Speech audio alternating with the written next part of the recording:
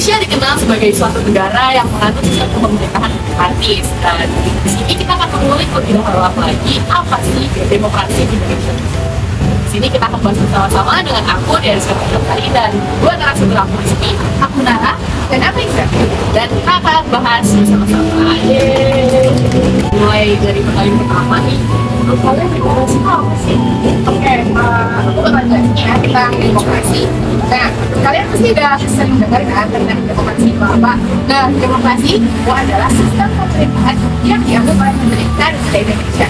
Nah, sistem pemerintahan itu kayak gimana sih sebenarnya? Nah, sistem demokrasi adalah sistem pemerintahan yang berdasarkan oleh rakyat dan untuk rakyat. Nah, dalam bentuk rakyat ini, warga negara itu seperti setara dalam keluarga Indonesia yang dapat mengundang mereka dan juga negaranya gitu loh. Jadi intinya dari demokrasi itu sesuatu yang emang diwakilkan oleh rakyat gitu ya, ada kewakilan ya. Ini memegang kuasa paling utama itu rakyat. Betul sekali. Kalau pertanyaan selanjutnya nih aku mau nanya, di Indonesia sendiri kan dulu emang pernah nih yang namanya kita mengatur sistem pemerintahan kerajaan yang dimana dulu ada namanya Nusantara. Dan semenjak pergantian itu apa sih perbedaan yang paling signifikan dari sistem kerajaan menuju ke sistem demokrasi? Oke, di sini jawab ya. Menurutku dari yang dia katain tadi bahwa dulu Indonesia sempat menjadi Nusantara, di mana di dalam Nusantara ini terdiri dari berbagai kerajaan-kerajaan yang memerintah atau memimpin wilayahnya sendiri. Semenjak founding fathers hadir, tokoh-tokoh utama dalam kemerdekaan Indonesia hadir, muncullah sistem pemerintahan demokrasi yang mereka ambil dari negara-negara di Eropa sana. Kenapa demokrasi? Karena demokrasi sendiri merupakan seperti yang Iza bilang tadi, bahwa demokrasi adalah sistem pemerintahan dari rakyat, untuk rakyat dan oleh rakyat, yang tentunya sangat cocok untuk diterapkan di Indonesia tercinta. Betul banget. Emang daripada kerajaan emang kayaknya lebih sebutkan demokrasi lebih cocok gitu ya, saya apalagi buat negara sebesar Indonesia di mana isinya kan juga beragam, agama dan berikutnya nih, siapa aja sih tokoh yang menyatakan bahwa Indonesia ini menganut demokrasi? Waduh, pertanyaan ini cukup banget dilanjutin dari pertanyaan sebelumnya. Tadi kan ada udah mention ya tentang founding fathers. Nah, siapa sih sebenarnya founding fathers dari negara kita ini? Nah, founding fathers-nya itu ada Bapak Muhammad Hatta, Muhammad Yamin, dan Bapak Soekarno. Nah, beliau-beliau ini itu berpendapat sama yang kayak Kanal jelas tadi. Nah, beliau-beliau ini pendapat bahwa sebenarnya sistem demokrasi ini cocok banget diterapkan oleh kita di Indonesia ini, karena sebenarnya demokrasi itu udah diakar loh dari awal di masyarakat Indonesia ini. bahkan sebelum kita menganut sistem demokrasi, di mana kita masuk kerajaan, itu sebenarnya demokrasi itu sudah tertanam dalam jiwa rakyat, namun masih belum terlalu menonjol. Jadi misalnya, kira-kira apa sih misalnya contoh nih dari demokrasi itu kira-kira apa? Apalagi di Indonesia ini ya. Apa ya? Kira-kira teman-teman tahu nggak nih? Oke, aku jawab aja ya. Salah satu atau beberapa contoh dari demokrasi di Indonesia itu yang pertama jelas yang tahun 2019 kemarin udah terlaksana, yaitu ada pemilu serentak, di mana di dalam pemilu serentak ini ada pemilihan presiden, wakil presiden, DPR, DPRD, dan juga DPD. Nah, itu merupakan salah satu contoh dari demokrasi di Indonesia. Di sini aku mau menyimpulkan beberapa pendapat dari kakak-kakak narasumber yang ada di sebelah kita. Jadi demokrasi itu adalah sebuah gagasan atau pandangan hidup yang mengutamakan persamaan hak dan kewajiban serta perlakuan yang sama bagi seluruh warga negara. Demokrasi di Indonesia ini mengikuti pemahaman demokrasi secara umum. Terbukti bahwa bentuk negara kerajaan masih didukung oleh sejumlah besar suara. Namun, sistem demokrasi yang digagas oleh para sarjana Indonesia saat itu membuat Indonesia memilih untuk mengadopsi sistem demokrasi seperti yang dipahami oleh bangsa-bangsa Belanda. Waduh, menarik banget ini buat bahasa sekali ya tentang demokrasi. Jadi makin tahu kita tentang demokrasi Indonesia gitu ya. Apalagi tahun depan kita mau ada nih, tahun depan udah mulai ada namanya pemilu. Apalagi kalian masih baru tahun depan mulai merasakan gimana nih rasanya euforia di pemilu. Mungkin aku mau ucapin terima kasih buat pada narasumber kita kali ini, dan nanti kita akan lanjut lagi nih untuk sesi 2 dengan narasumber kita lainnya. Oke, stay tune buat nanti ya di sesi 2. Dadah! Hai, jangan lupa gunakan hak suara kalian dalam pemilu 2024 untuk memilih pemimpin yang akan mensejahterakan Indonesia. Oke, kembali lagi dengan aku ya. Di sini aku akan membuat kita selanjutnya dengan materi yang adalah seru ya untuk dibahas juga dengan narasumber kita. Boleh perkenalan dulu. Boleh dong. Halo guys, perkenalkan nama aku Aulia dan aku. Halo, aku Rey. Oke, makasih Kak Aum dan Kak Rey belum tahu yang pertama, apa sih bedanya pemilu 2019 dengan pemilu sebelumnya? Oke, aku yang jawab ya. Jadi tuh pas tahun 2019 kan kita kan belum jomblos ya, tapi kan beritanya tuh ada di mana-mana pemilu tahun 2019. Jadi pas tahun 2019 itu pemilunya tuh nyoblosnya 5 kali dalam satu waktu. Ada presiden, wakil presiden, DPD, DPR, sama DPRD. Nah itu merupakan pemilu terbesar dalam sejarah persatuan di Indonesia. Oke, ya keren banget ya, bisa langsung 5 kali gitu ya. Ya, keren.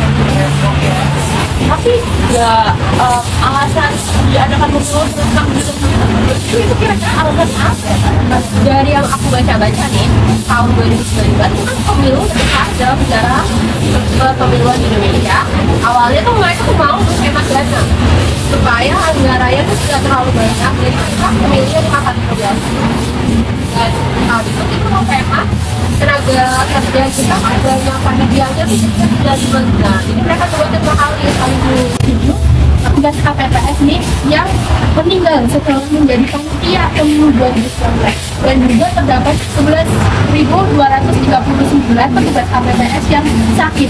Bahkan di saat pemilu 2019 guys, Ketua Sadrizon sebagai wakil ketua DPR RI menyorot pemilu 2019 dalam sistemnya. Ternyata dalam pemilu 2019 itu banyak kecurangan nilai dan juga daya karena dalam waktu serentak itu ternyata mungkin saja banyak kurang petugas juga yang menjaga di kotak pemilihan itu, jadi bisa saja terdapat kecurangan. Itu demokrasi pada saat 2019 itu tidak transparansi nih dia dan juga Rey, gitu sih. Pasti yang bisa dilakukan supaya kalau misalnya nih tahun depan kira-kira diadakan pemilu serentak lagi gitu, ada saran saya bisa dilaksanakan lebih optimal. Oke, kalau menurut aku pribadi mungkin pada saat pembukaan hasil dari kertas pemilu tersebut tidak disarankan dalam benar-benar tepat menurut aku. Jadi para petugas KPPS juga bisa ditambah lebih banyak lagi di jajaran negara ini. Jadi bisa kontribusinya itu jadi meluas gitu. Jadi nggak memakan banyak korban juga.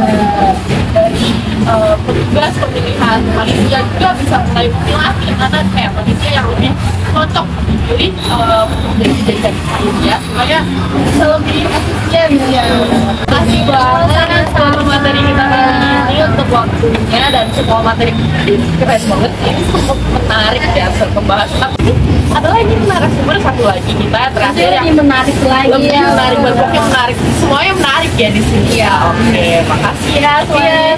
Sama-sama. Dadah. Pemilu menentukan kesejahteraan Indonesia. Mantapkan pilihanmu dengan jujur dari hati untuk pemimpin yang pasti. Indonesia berdemokrasi, ayo pilih pemimpin dari hati. Oke, balik lagi dengan sesi ketiga dengan aku Dea dan juga di sini ada narasumber kita yang lainnya untuk bahas materi-materi yang bakal lebih menarik lagi dari materi sebelumnya. Mungkin boleh perkenalan dulu. Aku Paul. Makasih udah datang ke sini. Tentunya masih dengan topik demokrasi ya. Jadi langsung ke pertanyaan aja mungkin ya. Tadi tuh kita udah bahas-bahas demokrasi itu apa dan bagaimana jenisnya apa gitu kan. Dan terus kalau menurut kalian ini tuh demokrasi di Indonesia melalui penerapannya ya, itu saat ini kayak gimana penerapan demokrasi? Oke, aku itu jawab. Jadi menurut aku pribadi kan harusnya demokrasi yang berkuasa yang sebenarnya itu kan rakyat ya. Mulai dari arti demokrasi itu sendiri yaitu pemerintahan yang berkedaulatan rakyat secara menyeluruh. Dilihat juga dari asas yang berbunyi itu dari rakyat oleh rakyat. Nah, karena menurut aku Indonesia itu kan negara kepulauan ya, jadi yang pastinya tuh berbeda-beda suku, budaya, adat istiadat yang menyebabkan pemikiran masing-masing individu di negara Indonesia itu kan berbeda-beda ya, diiringkan kali terjadi perselisihan pemikiran gitu. Dan menurut aku demokrasi di Indonesia itu masih agak kurang atau dinilai lemah ya dalam kebebasan sipil dan budaya politik. Uang, terutama kayak ini kan harusnya rakyat itu megang paling kuasa tertinggi gitu aja, tapi dalam pengalamannya itu kita masih dianggap Gitu ya, seperti itu ya. Oke, mungkin lanjut untuk pertanyaan kedua nih. Tahun depan kan udah mulai nih pemilu serentak lagi nih. Nah, terus habis itu sebagai generasi muda nih ya, menurut kalian tuh gimana sih? Terutama kita nih besok memegang vote paling tinggi. Generasi muda tuh memegang 60% dari vote keseluruhan di Indonesia. Betul gimana? Di sini ya. Menurut saya di pemilihan tahun depan, tepatnya di pemilu 2024 nanti, itu merupakan suatu momentum yang besar bagi pelaksanaan demokrasi di Indonesia. Nah, saya juga banyak banget kerawanan yang harus diantisipasi segera. Soalnya kalau tidak segera diantisipasi, nanti takutnya bakal merambat di ranah keamanan, bisa mengganggu di pemilu 2024 nanti. Dan juga banyak banget isu-isu nih terkait pemilu 2024. Salah satunya adalah golongan pemuda itu memiliki peran besar dalam pemilu 2024 nanti. Nah, harapan aku sih ya, penguatan pendidikan politik bagi golongan pemuda terus bisa diperkuat untuk memastikan pembangunan demokrasi nasional di Indonesia dan bisa nantinya dimatangkan di tahun 2029 yang datang. Mungkin jadi buat para generasi muda nih mungkin bisa mulai latihan atau mungkin apa ya, diperbanyak informasi-informasi tentang pemilihan umum di tahun 2024 nanti, yang dimana kita biar nggak cuma asal pilih ya, dan jangan golput, kita nggak boleh. Di situ kita megang peran penting ini, nanti siapa sih yang bakal memimpin negara ini gitu. Nah, jadi selanjutnya nih aku mau tanya, kalau buat kalian harapan untuk pemilu 2024 buat kalian gimana harapannya ya? Dan aku tanya, pastinya sih aku berharap dari tempat ini kan bisa menjadi wadah untuk menampung hak-hak politik rakyat secara langsung, inklusif, dan pastinya demokratis. Selain itu juga kita berdua atau mungkin seluruh rakyat Indonesia itu berharap rotasi kepemimpinan ini dapat terlaksana secara aman, damai, jujur, dan pastinya adil sesuai pilihan rakyat. Juga aku bisa tambahin ya, jangan sampai pasangan calon atau calon yang akan dipilih bukannya menyejahterakan masyarakat, tapi justru sebaliknya malah menyengsarakan masyarakat. Semoga tidak ada manipulasi suara di pemilu 2024. Banget ya, pokoknya harapkan kedepannya lebih aman, lebih adil gitu ya, lebih berjumbil ini. Iya, seperti itu ya.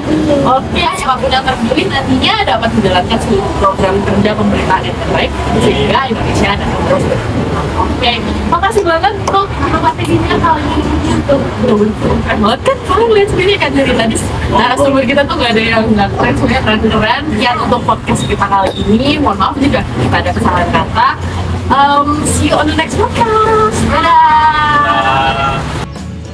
Ayo kita berdemokrasi secara jujur dan adil.